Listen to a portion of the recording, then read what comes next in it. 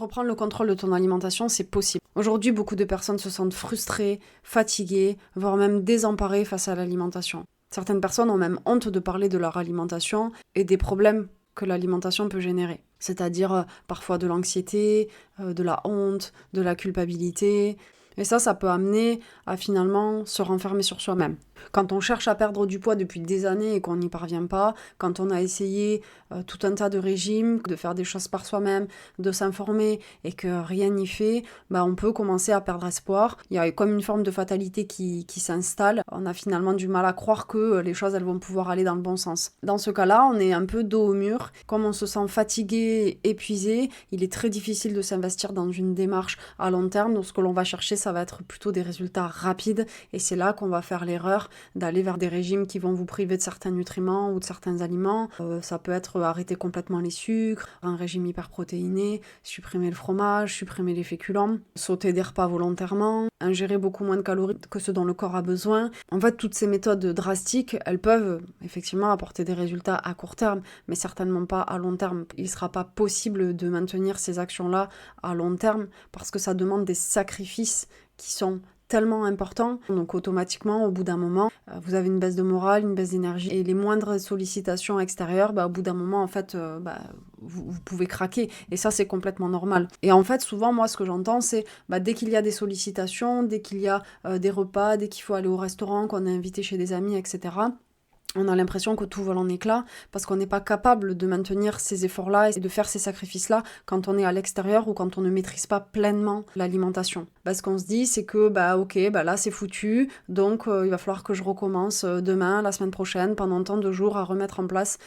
tout ce que j'avais fait, tous les sacrifices pour pouvoir à nouveau avoir des résultats. L'alimentation, ça nous touche à tous depuis qu'on est né et puis jusqu'à la fin de notre vie. On peut pas se sevrer d'alimentation. Donc c'est-à-dire si on compare avec quelqu'un qui veut arrêter l'alcool complètement, on n'est pas tenu de boire de l'alcool dans notre vie pour nous maintenir en bonne santé. Par contre, on est tenu de manger. Donc la différence, c'est qu'il va falloir qu'on continue de s'alimenter tous les jours et quand vous supprimez des aliments, des nutriments, en fait, vous savez, vous n'allez pas pouvoir supprimer des choses pendant 20 ou 30 ans.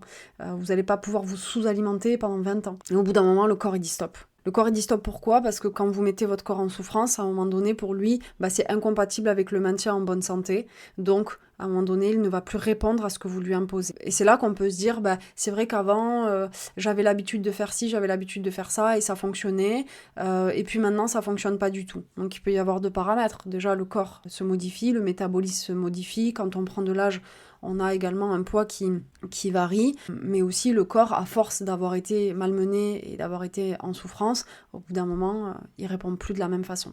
Finalement, on se rend compte que l'alimentation, c'est parfois une course pour avoir des résultats, une course pour trouver la méthode qui marche, et on veut souvent des résultats rapides.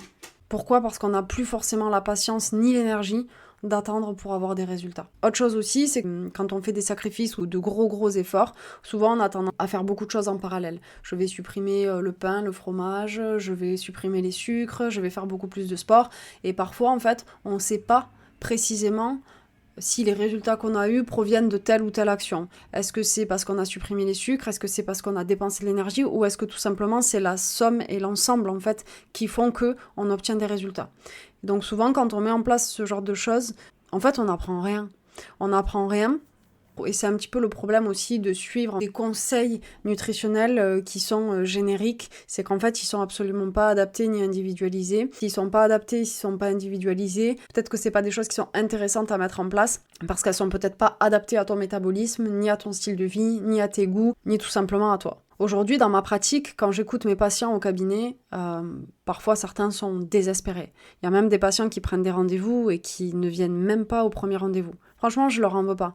Mais moi, ce que je me dis, c'est que finalement, il y a vraiment des personnes qui ont perdu tout espoir de pouvoir mener un changement dans leur alimentation et qui ont perdu tout espoir dans le fait de se dire que l'alimentation, ça peut être un plaisir et on peut vraiment ressentir un bien-être physique et mental avec l'alimentation. Je suis Carole, je suis diététicienne nutritionniste et j'accompagne chaque jour de nombreux patients qui veulent prendre en main leur alimentation dans l'intérêt de leur santé. Dans ma pratique, je me suis aperçue que mes patients attendaient beaucoup de moi. C'est-à-dire qu'ils s'attendent à ce que je leur dise « ça vous avez le droit, ça vous avez pas le droit, il vous faut manger ça, il vous faut pas manger ça ». Sauf que finalement, Moi, c'est pas tellement comme ça que je fonctionne, pour 2 raisons. La première raison, c'est que je considère que chaque individu est unique. Il existe autant de façons de s'alimenter qu'il existe d'individus. L'accompagnement diététique est avant tout une collaboration. C'est un partage, on mutualise en fait, moi d'un côté les connaissances que j'ai, et puis le ressenti du patient, ce qu'il a expérimenté, ce qu'il a déjà fait, et ce que lui considère être bien pour lui. Il y a forcément des alimentations avec lesquelles vous vous sentez plus ou moins à l'aise, qui vous demandent plus ou moins d'efforts pour pouvoir les mettre en place, parce que vous avez un rythme de travail en décalé, ou vous avez une vie de famille un peu chargée, ou vous avez des loisirs qui vous prennent énormément de temps, ou à contrario, vous avez beaucoup de temps à consacrer à l'alimentation. La deuxième raison, c'est que je considère que tout ne doit pas venir de moi parce qu'il faut que le patient puisse apprendre. Et si l'accompagnement diététique se résume à dire moi je vous dis quoi manger et vous exécutez, finalement on retombe un peu dans les mêmes schémas que ce que j'expliquais précédemment, c'est qu'en fait on n'apprend rien. Et le but c'est que le patient puisse comprendre en fait que tel choix alimentaire peut impliquer tels effets, que le fait de se priver de nutriments peut avoir tel impact sur l'organisme, que le fait de manger tel aliment peut engendrer des conséquences. Et dans cette idée-là en fait de la compréhension qui pour moi est quelque chose de fondamental dans l'accompagnement, si on fait un parallèle par exemple avec vous avez une douleur à la cheville et vous allez voir un kiné. Pendant la séance, le kiné il va pouvoir mettre en place tout un tas de choses pour pouvoir vous accompagner à réduire cette douleur et à vous rééduquer. Au sortir de la séance, vous allez peut-être avoir des exercices à effectuer pour pouvoir justement continuer entre les séances de vous rééduquer et de faire des exercices qui vont vous permettre d'améliorer la mobilité de votre cheville par exemple. Dans le cadre d'un accompagnement diététique, je ne peux pas manger à votre place, je ne peux pas faire les courses à votre place et je ne peux pas cuisiner à votre place. Donc ce qui veut dire que c'est indispensable que vous compreniez quels sont les choix alimentaires qu'il faut faire, pourquoi on fait ces choix alimentaires, comment je peux adapter mon alimentation en fonction de mon objectif, quelles sont les conséquences de mes choix alimentaires sur mon organisme. L'alimentation, c'est pas juste quelqu'un qui dit et quelqu'un qui fait, mais c'est plutôt la rencontre en fait de 2 individus qui vont pouvoir échanger pour pouvoir trouver ensemble le meilleur compromis dans l'intérêt de la santé du patient. Donc en fait, moi, la méthode que j'utilise d'accompagnement, en fait, c'est une méthode qui mêle d'un côté l'apprentissage et de l'autre l'accompagnement individualisé. Pour moi, ce sont 2 piliers qui sont fondamentaux pour permettre au patient d'atteindre son objectif. Donc pour ça, il y a plusieurs étapes. La première étape, c'est d'avoir un objectif qui est clair. En fait, c'est vrai que ça paraît assez bête. On se dit, en fait, je sais ce que je veux, je sais où je veux aller, mais en réalité, quand on creuse un peu, finalement, l'objectif, il n'est pas toujours si clair. Et c'est indispensable d'avoir un objectif que vous pouvez définir dans le temps, que vous pouvez mesurer, quantifier, avec des éléments qui sont tangibles, un objectif qui va être atteignable et un objectif qui va être réellement spécifique. C'est pas pareil de dire j'aimerais perdre du poids pour me sentir mieux, ou de dire je voudrais perdre 5 kilos sur les 3 prochains mois parce que j'ai envie de pouvoir jouer au ballon avec mes enfants sans être essoufflé. Le premier objectif, la perte de poids, elle n'est pas quantifiée, il n'y a pas d'éléments tangibles qui nous permettront de dire si on a atteint l'objectif, c'est pas défini dans le temps, et finalement les motivations, elles sont assez floues. Dans un second temps, là c'est tout de suite beaucoup plus clair. On sait la temporalité que l'on a, on va pouvoir mesurer spécifiquement l'objectif, et ensuite on a vraiment quelque chose, un moteur qui est fort, et qui permet de rester motivé. Et c'est ultra important d'avoir toujours un cap, de savoir où est-ce qu'on veut aller. À partir du moment où on connaît la destination, finalement, peu importe le chemin qu'on va emprunter, peu importe finalement peut-être le temps qu'on mettra pour arriver, mais on finira par arriver. Par contre, si vous naviguez à vue et que vous dites j'ai envie d'aller à peu près par là, il y a peut-être de fortes chances que vous n'y arrivez jamais parce que c'est pas assez clair et parce que la feuille de route, clairement, elle n'est pas établie. Ensuite, une autre étape qui est indispensable, c'est vraiment acquérir des connaissances nutritionnelles. Alors, je dis pas de tout savoir sur l'alimentation et de devenir un expert, mais par contre, avoir des bases, avoir les fondamentaux qui permettent vraiment de ne pas faire des erreurs, on va dire, de débutants. Et ça, c'est indispensable. Et c'est de loin mon étape préférée. Pour moi, c'est un peu le nerf de la guerre. Commencer par faire la distinction entre les nutriments et les aliments. Les nutriments, déjà, on va distinguer les macronutriments et les micronutriments. Les macronutriments, il y en a 3, les protéines, les lipides et les glucides. Les protéines, c'est les protéines animales ou les protéines végétales, c'est-à-dire les viandes, les poissons, les œufs. Et ensuite, les protéines végétales, on va retrouver tout ce qui va être légumineuses, donc les lentilles, les pois chiches, les haricots rouges, mais on va aussi retrouver par exemple le soja, tous les dérivés du soja, comme le tofu par exemple. Les protéines, on peut aussi les retrouver dans les produits laitiers, les yaourts, les fromages blancs, les skyrs, les petits suisses, mais aussi dans le fromage. Il est conseillé d'avoir une source de protéines à chaque repas et de consommer également des produits laitiers qui sont riches en calcium, au moins tous les jours. Les protéines, elles sont indispensables parce qu'elles rentrent dans la composition de chaque cellule de notre corps, aussi très importantes pour notre système immunitaire. Elles ont aussi un effet important sur la masse musculaire. Avoir de la masse musculaire, c'est très important parce que ça nous permet d'avoir un métabolisme qui va brûler plus de calories et ça nous permet surtout de pouvoir bouger. Ensuite, on retrouve les lipides. Les lipides, ce sont les matières grasses. Les matières grasses, là, c'est pareil. On va retrouver des matières grasses animales, des matières grasses végétales. Dans les végétales, on va retrouver toutes les huiles, par exemple. Et les matières grasses animales, on peut retrouver notamment le beurre, la crème, etc. Et on va retrouver également des aliments qui sont riches en matières grasses, comme par exemple le saumon, l'avocat, les oléagineux comme les noix, les amandes. Donc les matières grasses, on va plutôt avoir tendance à aller vers des matières grasses qui vont être végétales, donc plutôt les huiles. Pourquoi ? Parce qu'elles vont être riches en oméga 6, en oméga 3, en oméga 9, et que les matières grasses animales, comme le beurre, la crème, auront plutôt des acides gras que l'on dit saturés, qui vont être moins intéressantes pour notre santé. Les matières grasses, elles sont indispensables pour le bon fonctionnement de l'organisme. Déjà parce qu'elles nous permettent de faire de la réserve énergétique. Ensuite, parce que ce sont aussi les précurseurs de certaines hormones. Elles nous permettent d'absorber certaines vitamines que l'on dit liposolubles, comme la vitamine A, D, E et K. Par contre, les matières grasses, elles sont intéressantes si elles sont bien choisies. Ensuite, on retrouve les glucides. Les glucides, en fait, c'est les sucres complexes ou les sucres simples. Les glucides, c'est l'ensemble des sucres. Ça va être le sucre de table, donc le saccharose, mais également le sucre que l'on retrouve dans le fruit, le fructose, dans le lait, le lactose, et également tous les sucres que l'on va retrouver dans les céréales, comme par exemple l'amidon.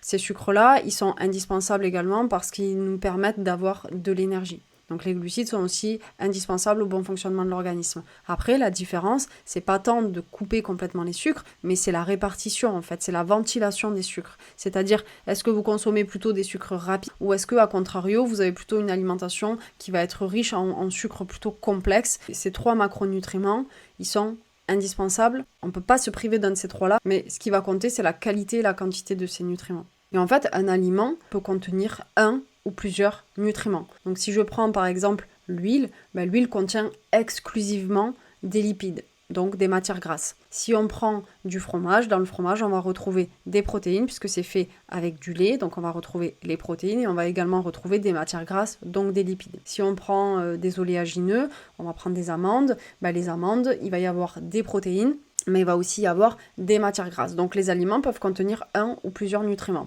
Que les nutriments apportent des calories.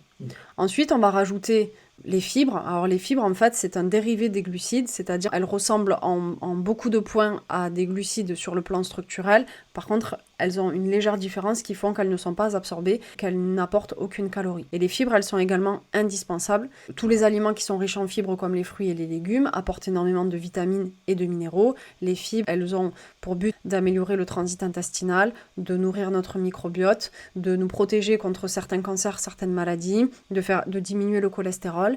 Et pour finalement atteindre l'équilibre alimentaire, il faut avoir une bonne représentativité des macronutriments, mais également avoir à chaque repas une source de fibres, ce qui est indispensable pour tous les effets que je viens de citer. C'est vraiment indispensable d'avoir ces connaissances-là, parce que c'est vraiment la base, c'est le socle, c'est le minimum en fait. Et à partir de là, quels aliments je vais choisir dans mes protéines, quels aliments je vais pouvoir choisir dans mes glucides, et quelles sont les associations qui vont être intéressantes. Donc les macronutriments apportent des calories, les micronutriments n'en apportent pas. Dans les micronutriments, on va retrouver les vitamines et on va retrouver les minéraux. Des vitamines qui sont hydrosolubles, c'est essentiellement les vitamines du groupe B et du groupe C, et des vitamines qui sont liposolubles.